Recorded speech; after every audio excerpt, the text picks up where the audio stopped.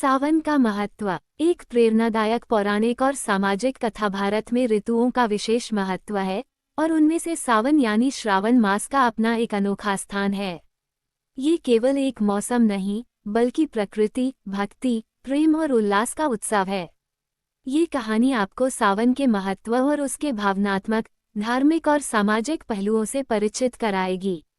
शिव भक्त माधव और सावन की कृपा। बहुत समय पहले की बात है। उत्तर भारत के एक छोटे से गांव गंगापुर में एक युवक रहता था। उसका नाम था माधव। वह गरीब था, लेकिन बहुत मेहनती और ईश्वर भक्त। बचपन से ही उसकी आस्था भगवान शिव में गहरी थी। हर साल जब सावन का महीना आता तो वह पैदल ही पास के शिव मंदिर में जाकर जलाभिषेक करता और व्रत रखता। माधव की मां बचपन में ही गुजर गई थी और पिता बहुत बूढ़े थे। घर में खाने को कभी रोटी भी पूरी न मिलती, लेकिन माधव ने कभी अपनी श्रद्धा में कमी नहीं आने दी। उसके लिए सावन का हर दिन एक त्योहार होता।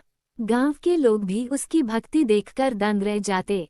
सावन की शुरुआत और एक विशेष स्वप्न। एक बार जब सावन शुरू हुआ तो माधव ने संकल्प लिया कि इस बार वो पूरा सावन पैदल चलकर काशी के विश्वनाथ मंदिर में जल चढ़ाएगा।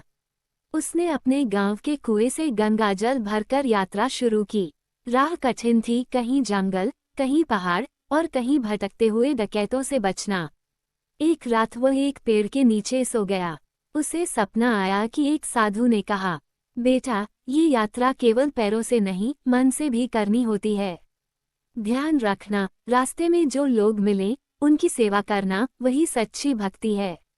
सेवा का मार्ग और भोलेनाथ की परीक्षा। अगले दिन उसकी यात्रा फिर शुरू हुई। रास्ते में उसे एक बूढ़ा मिला जो भूखा था। माधव ने अपना गंगाजल रखा और पहले उसके लिए भोजन का प्रबंध किया। कुछ दूर आगे एक बीमार बच्चा रो रहा था। माधव ने उसके लिए औषधि खोजी और देखभाल की।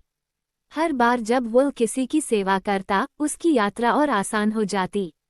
मौसम खराब होता, लेकिन उसका रास्ता साफ रहता। गांवों के लोग उसे सावन का सेवक कहने लगे। काशी पहुंचना और शिव का साक्षात्कार। आखिरकार एक महीने की कठिन यात्रा के बाद वह काशी पहुंचा। जैसे ही उसने जल चढ़ाया, मंदिर के अंदर एक दिव्य प्रकाश फैल गया। पुजारी भी चकित रह गए।